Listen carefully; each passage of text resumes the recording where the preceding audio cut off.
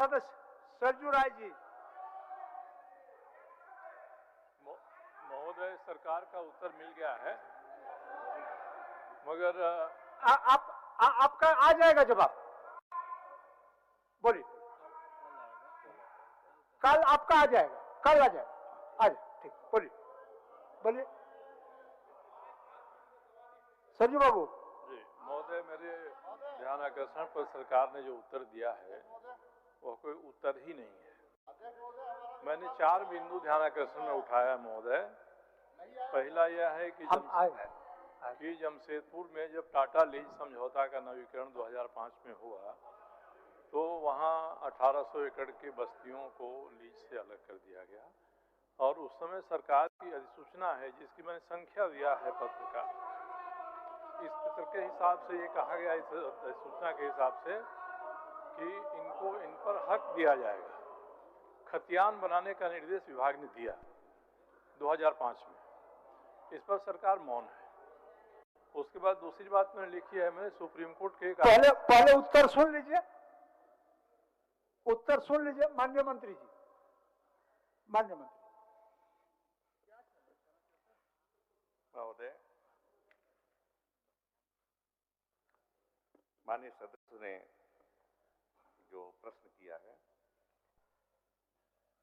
उसका उत्तर, समुचित उत्तर दिया गया है।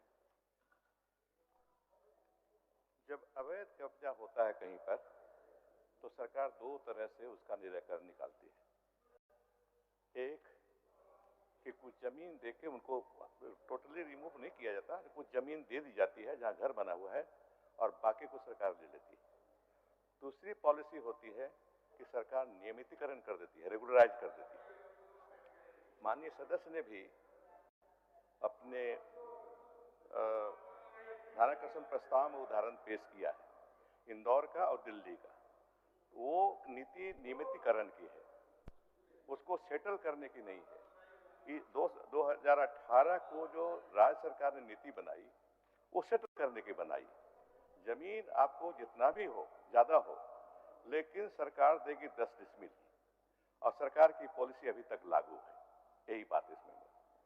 सरजू बाबू और पूछ लीजिए। माननीय महोदय, मैंने यह सब लिखा है अपने ध्यानाकर्षण में। सरकार 10 डिसमिल जमीन पर लीज दे देगी। अब किसी का घर अगर 15 डिसमिल पर बना हुआ है तो 5 डिसमिल वो तोड़ देगा। दिल्ली का मैंने जो उदाहरण दिया है, जो दिल्ली की अत्यंत समृद्ध बस्तियां हैं, उन समृद्ध बस्तियों को नियमितीकरण किया गया है। इंदौर में नियमित किया गया है, उनकी कुछ शर्तें हैं।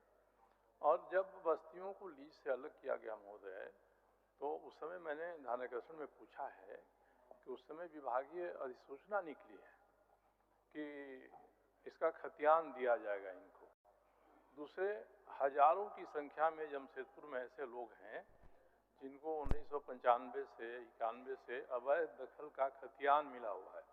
खतियान वैध है, उस पर कोर्ट फैसला करता है, मगर दखल अवैध कहा गया है।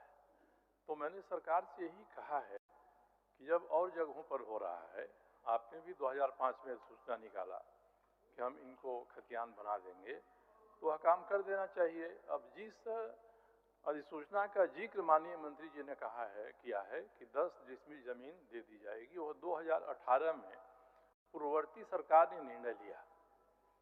मैं तो यही कह रहा हूं कि इसको रद्द किया जाए, इस अधिसूचना को। और रद्द करने के बाद, जैसे दिल्ली में हुआ है, जैसे इंदौर में हुआ है, जो मंशा सरकार ने 2005 में दिखाया था कि हम खतियान बना देंगे, और 1995 से अवैध खतियान बने हुए हैं, और उसके आधार पर वहाँ के न्यायालयों में, अधीनस्थ न्यायालयों में निर्णय होता है कि ये जमीन हमारी है कि उनकी है। तो जब इतनी सारी चीज़ें हैं, और सरकार ने माना है महोदय कि इन्होंने जब सर्वे कराया है तो उसमें 17,986 मकान हैं, इसकी संख्या दी गई है, और 1100 एकड़ जमीन पर ऐसे मकान बने हुए हैं महोदय। तो अब मकान किसी का बन गया है 17 डिसमिल का, तो 10 डिसमिल लेगा, बात का क्या होगा। सरकार एक नीति बनाए, नीति बनाएगी सरकार, तो इनको 500 करोड़ रुपए से अधिक की आमदनी होगी इससे। जिस तरह से दिल्ली में, इंदौर में और जगह भी हो सकता है सेटलमेंट हुआ है, मैं तो महोदय सरकार से ही आग्रह करता हूं कि पहला कि 2018 की अधिसूचना को रद्द करे।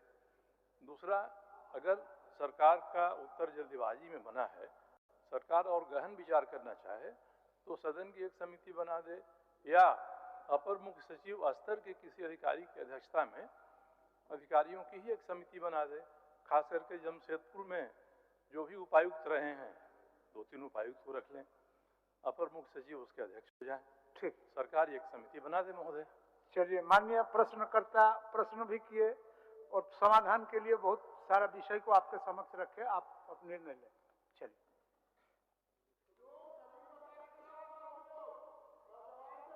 जैसा कि माननीय सदस्य खुद कर रहे हैं, ये तभी संभव हो पाएगा जब सरकार नियमितीकरण की बात कहेगी, नीति लाएगी। अभी तो सरकार नियमितीकरण नहीं कर रही है, अभी तो सेटल कर रही है इस नीति के अनुसार। तो जब तक कोई नई नीति नहीं बनती है तो अभी की नीति लागू रहेगी और ये विचाराधीन भी नहीं है कि नई नीति बनेगी। इतनी सरकार की ओर से मैं कह सकता हूँ। उत्तर है, सरकार का उत्तर है, पूर्ववर्ती सरकार ने जो निर्णय लिया था, सरकार उसी निर्णय पर चलना चाहती है। और मैं सदन के माध्यम से उस अधिसूचना को रद्द करने की बात करता हूं महोदय। अगर सरकार महोदय एक समिति बना देती है अपर मुख्य सचिव के स्तर के किसी अधिकारी की अध्यक्षता में, और जमशेदपुर में जो उपायुक्त रहे हैं उसमें से 2, 3, 4 को या किसी को भी एक समिति बना दे महोदय, विचार करे इस पर, तो इतना मान लेने में महोदय सरकार